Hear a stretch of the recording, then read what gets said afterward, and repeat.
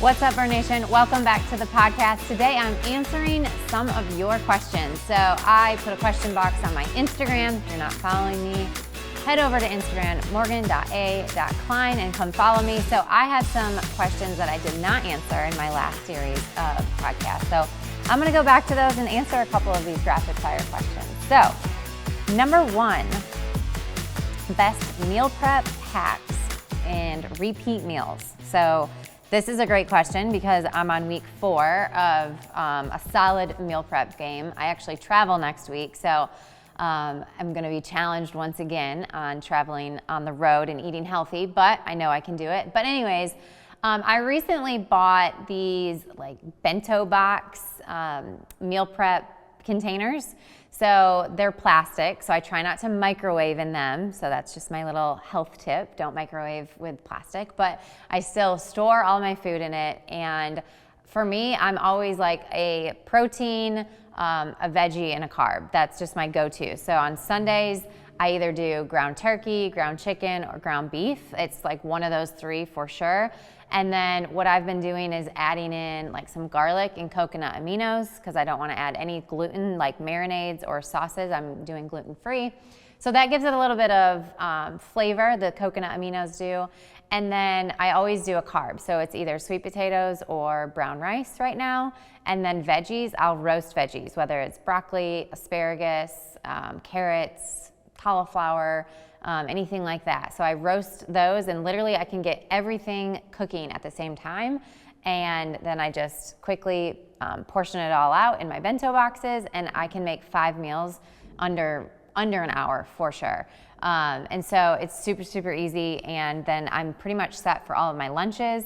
And then I hard boil eggs. So I always will do like 12 to 18 hard boiled eggs on Sunday. So again, I can get all of this stuff cooking within under an hour. And then I like to make dinners at night. So I keep my dinners fresh and I'll do all kinds of different things. But it's always got to be easy. And I've got to kind of think through it. And it's stuff that my kids like. So we always do like tacos on Tuesday. I really like these Kevin's meals that I can get at either Costco or Harris Teeter or Publix or Whole Foods. And it's all like paleo, so it's fitting with the diet that I'm on right now. And I hate to say diet, but what I mean by that is just the stuff that I'm making sure I'm not putting in my body.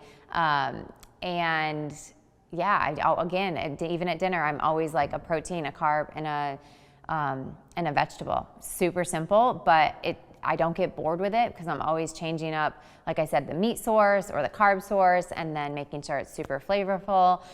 Sometimes I'll add salsa on things. Kimchi is like the new flavor that I've been loving because I'm trying to get more of those like raw, gosh, what is it? Raw, it's not, I'm missing the word right now, but it's good for your gut, kimchi and like sauerkraut. Of course, I'm like drawing a blank on what that food group is right there. But so yeah, that's my hacks. Like it's Sunday for me. And then I also get all my supplements in order. I have a little Monday through Sunday pill organizer.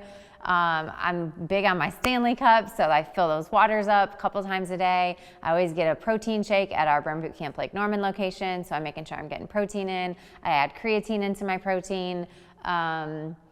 And yeah, I would say those are my best tips. So just planning and carving that time out on the weekends to make sure you're setting your week up for success. All right, next question. What is the easiest part of your day and what is the hardest part of your day? That's a great question.